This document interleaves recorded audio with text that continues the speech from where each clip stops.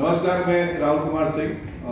बहुत दिनों के बाद आपके सामने फिर से मैं आया हूँ और हमारे सामने बैठी है डॉक्टर विभा जी हैं, भोजपुर की रेड क्रॉस सोसाइटी की सेक्रेटरी हैं।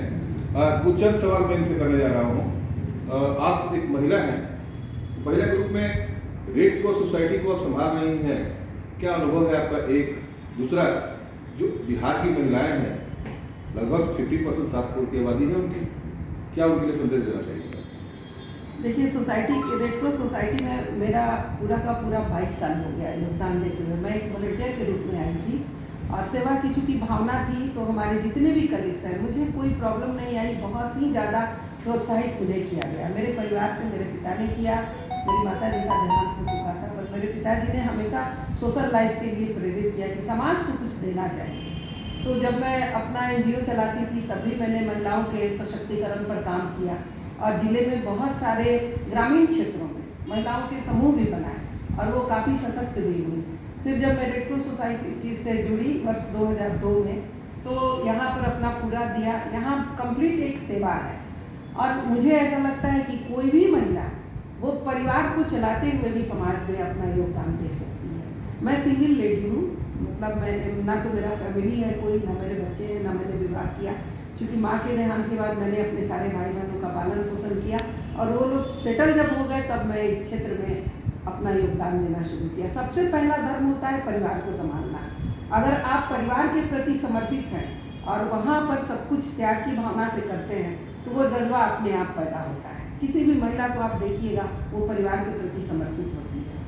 वर्तमान में थोड़ा कॉन्सेप्ट बदला है, तो हम अगर घर को अच्छे से संभाल सकती हैं, तो हम बाहर भी बेहतर काम कर सकती हैं। बस अवसर मिलना चाहिए। कितनी महिलाएं जुड़ी हैं अभी आपसे? मेरे साथ कम से कम 1000-2000 महिलाएं तो जरूर जुड़ी हैं। बहुत बढ़िया बात है और मैं चाहूँगा कि आप इस तमाम महिलाओं को लेट्स इंस्पायर बिहार अभियान से जोड़िए और रेड क्रॉस और लेट्स इंस्पायर बिहार को एक साथ लेकर चलिए। और एक छोटी सी सवाल मैं और करना चाहूँगा आपसे कि क्या असुविधाएं आती हैं जब आप फील्ड में जाती हैं या लोगों से बात करती हैं? महिला के रूप में आपको क्या व्यथा होती है? थोड़ा सा एक उसके बारे में बात करिए। देखिए, असुविधाएं आएंगी, या पुरुष हो या महिला, आप उसको किनारे करके चलिए। एक हमारा जो पुरानपंथी चला आ रहा है कि महिलाओं को समाज में बहुत आगे नहीं जाना चाहिए, ये नहीं करना चाहिए, वो नहीं करना चाहिए, पर वर्तमान परिप्रेक्ष्य में पिछले 30-40 सालों में बहुत परिवर्तन हुआ है। तो असुविधाएं आती हैं, लेकिन मैंने कभी इन तरह की बातों पर सोचा ही नहीं और मुझे ये समझ में आता है कि किसी महिला को सोचना भी नहीं चाहिए। अब हम रास्ते में चल रहे हैं, पत्थर से तो ठोकर लगेगी, तो या तो हम उससे बच के निकलेंगे या पत्थर को हटाकर किनारे कर देंगे, जैसे कि चाणक्य ने सिखाया था, है ना। तो हमें ये जानना है कि हम महिलाएं हैं। पहले तो हमें अपने प्राचीन काल की महिलाओं को देखना है कि वो कितनी सशक्त थी, हम में वो ताकत है।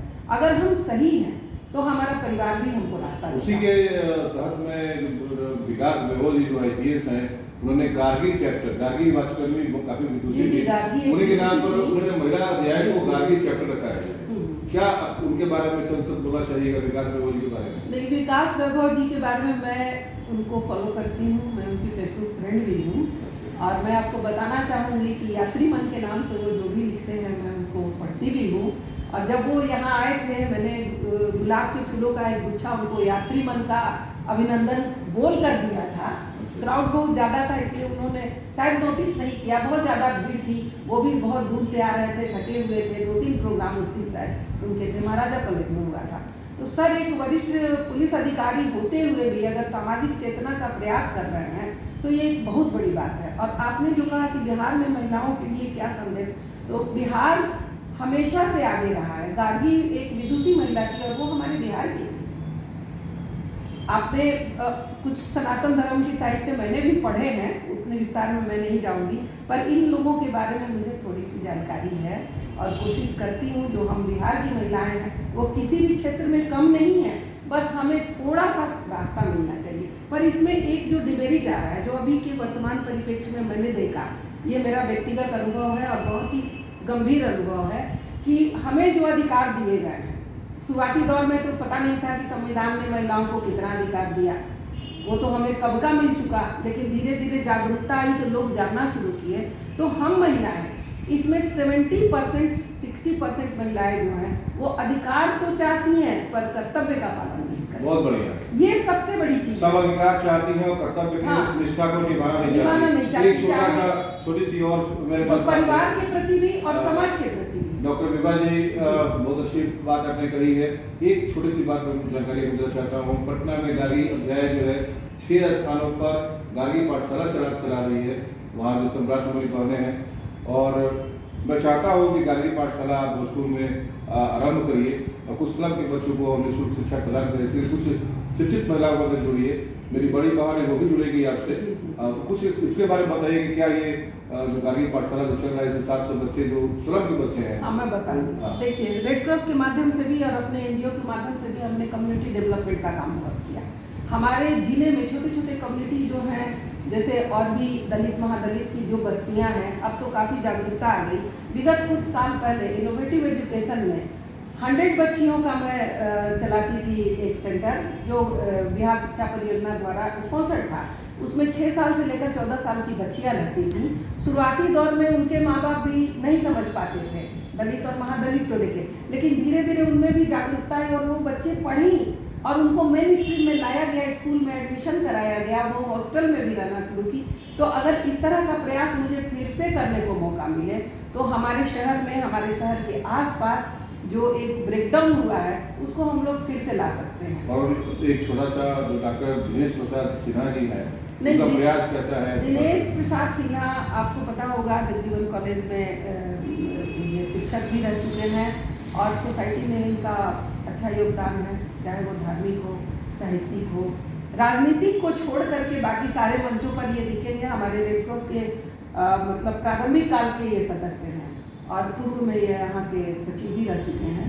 अभी वर्तमान में भी हम लोगों की 10 लोगों की एक ऐसी टीम है कि किसी भी समय 24 घंटे हम लोग एक दूसरे से कांटेक्ट में रहते हैं। जैसे रात में कहीं हम लोगों को जाना पड़ा, ठंड के दिनों में गांव में आग लग जाती है, कुछ सामान देने जाना पड़ा।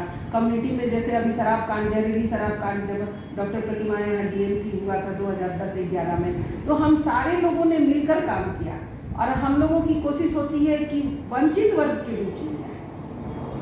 बहुत बढ़िया। तो डॉक्टर विभा जी अभी हम लोग के सामने रेड क्रॉस सोसाइटी की सेक्रेटरी, बहुत अच्छे से उन्होंने समाज सेवा की बात की और उन्होंने संकल्प लिया कि बिहार में जो अभियान इस बार बिहार का चल रहा है IPS विकास मोदी के द्वारा, और गार्गी पाठशाला का आरंभ बहुत जल्द भोजपुर में आरंभ करेंगी। बहुत बहुत धन्यवाद। जय हिंद, जय बिहार।